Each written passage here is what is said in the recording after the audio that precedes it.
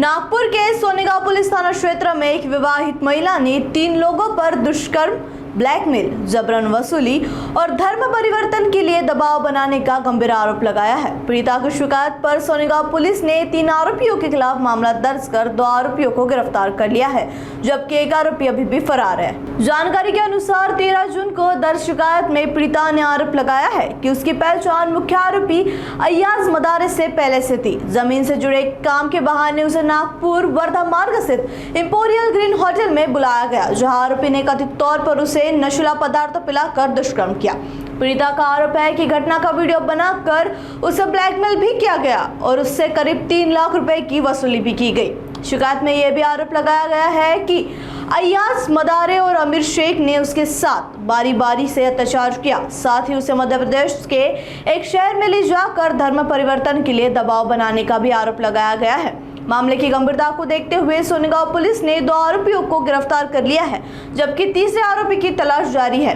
Police ने आरोपियों के खिलाफ दुष्कर्म, जबरन वसूली, धर्म परिवर्तन के लिए दबाव बनाने तथा ब्लैकमेल मैजिक एक्ट समेत विभिन्न धाराओं के तहत मामला दर्ज कर आगे की जांच शुरू कर दी है। पोलीस स्टेशन सोनेगाव या ठिकाणी जे आहे दिनांक 13/6/2026 रोजी ज्या विक्टीम महिला आहेत, विवाहित आहेत, त्या पोलीस स्टेशनला येऊन त्यांनी जे आहे आमच्याकडे एक त्यांच्याशी झालेला जो प्रकार आहे तो आमच्यासमोर जो आहे तो त्यांनी सांगितला। त्यानुसार जे आम्ही त्याच्यामध्ये ती जी घटना आहे संपूर्ण त्या घटनेचा रिपोर्ट घेऊन जे आहे आम्ही पोलीस स्टेशन येथे जे आहे गुन्हा रजिस्टर नंबर 118/2026 कलम 64, 308, 296, 351, 3 61 भारतीय न्याय संहिता 2023 आणि महाराष्ट्र ब्लॅक मॅजिक ॲक्ट जो आहे 2013चा त्याच्या कलम 3-4 नुसार जे आहे आमच्याकडे जे आहे ते गुन्हा नोंद करण्यात आलेला आहे। यामध्ये जे आहे आमच्या पोलीस स्टेशन हद्दीमधील जे आहे जे हॉटेल आहे इम्पेरियल हॉटेल या ठिकाणी जे आहे विक्टीम आणि यामधील जो मुख्य आरोपी आहे अय्याज मदारे म्हणून यांचे जे आहेत शारीरिक संबंध जे आहेत या ठिकाणी 8 फेब्रुवारी 2025 रोजी जे आहेत ते झालेले आहेत।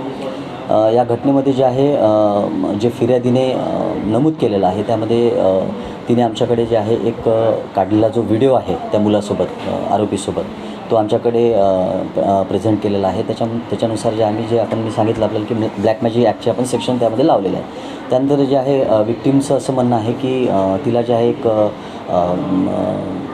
MP म्हणजे मध्य प्रदेश राज्यातील एका ठिकाणी जे आहेत तो मुलगा जो आहे तो घेऊन गेला होता, ते सोबत गेलेले होते आणि त्या ठिकाणी जे आहे तिचं जे आहे कन्व्हर्जन जे आहे केलं असल्याची जे आहे विक्टीम बोलते आहे आणि त्यानंतर निकाह लावल्याचं नाही का निकाह लावल्याचं जे आहे ती त्या ठिकाणी जे आहे ते बोलते आहे। यामधला जो आरोपी मुख्य आरोपी आणि जे पीडित आहे हे दोघेही एकमेकाशी परिचित आहेत।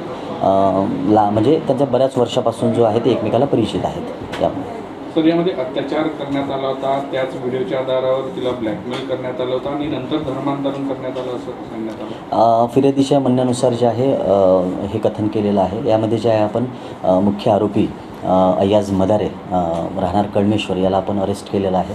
त्याचबरोबर जे आहे त्याला सहकार्य करणारा त्याचा मित्र यालासुद्धा अमीन शेख नावाचा यालासुद्धा आपण या ठिकाणी जे आहे अरेस्ट केलेलं आहे। आणि आपल्या याच्यामध्ये जे आहे जे फिर्यादीचं म्हणणं आहे, जे पीडितेचं म्हणणं आहे त्या अनुषंगाने जे आहे आपण सखोल तपास जो आहे तो वरिष्ठांच्या मार्गदर्शनामध्ये सुरू आहे। सर किती आरोपी आहे नेमके? यामध्ये जे आहे 3 आरोपी जे आहेत दिसत आहे, त्याच्यातले आपण 2 आरोपी अरेस्ट केलेले आहेत आणि एक टीम जी आहे आपण रवाना केलेली आहे तिसऱ्या आरोपीला पकडण्यासाठी।